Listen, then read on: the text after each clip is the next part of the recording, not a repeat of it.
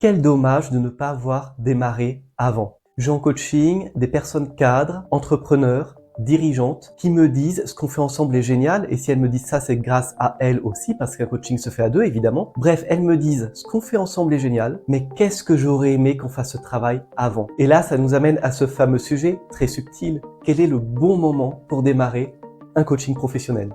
Et comme le sujet est vaste, sur cette vidéo, je vais me concentrer sur un point. Parfois, c'est le bon moment quand on a l'impression que c'est trop tôt. Parfois, plus on se donne d'excuses pour pas y aller, plus ça veut dire que c'est le bon moment.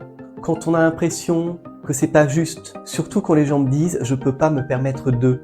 Ou alors, et ça pour moi c'est le signe qu'il y a besoin de coaching, c'est quand la personne me dit « j'ai d'autres choses à gérer en ce moment ».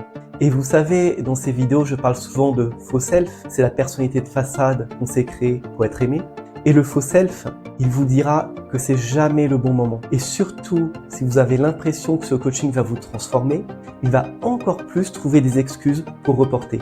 Quand le faux self sent que le travail avec moi ou un coach partenaire vous permettrait d'y voir plus clair, vous permettrait d'avoir de l'ambition, de sortir de nombreuses emprises, de vous autoriser à vivre à votre niveau, quand le faux self sent ça, pour la part suradaptée à cette intuition-là, évidemment, elle va tout faire pour vous vendre les arguments les plus rationnels pour ne pas travailler sur vous en coaching.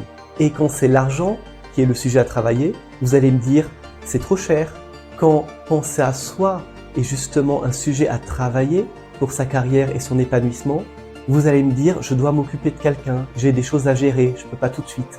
Et quand c'est le perfectionnisme qui a à travailler, vous allez me dire « un coaching avec Mathieu, ça se fait pas n'importe quand, j'ai besoin de travailler plein de choses pour que je sois dans les meilleures dispositions pour ce travail ». En gros, vous voulez vous transformer avant ce coaching qui sert à vous transformer. Et c'est en écoutant toutes ces réticences à faire appel à un coaching que c'est passionnant parce que vous avez déjà les objectifs qu'on pourrait travailler ensemble. La question de l'argent, la question de penser à soi, la question du perfectionnisme. Et j'attire votre attention sur ce point parce que la juste danse avec la vie, c'est faire le mouvement juste aussi, dont l'ici et maintenant, où on ne le fera jamais. Et le conseil que je pourrais vous donner, mais je sais que c'est extrêmement subtil, il y a toutes les situations, quand vient la question de faire ou non un coaching professionnel adapté à qui l'on est, l'important, je dirais, c'est d'écouter les synchronicités, l'intuition qui sent à un niveau plus profond, si c'est le moment juste, au-delà de toutes les rationalisations du mental qui peuvent dire que c'est le moment ou pas le moment, mais pour des raisons liées aux peurs, des raisons liées à l'ego. Pour s'épanouir, quand c'est jamais le moment, c'est justement que c'est le moment.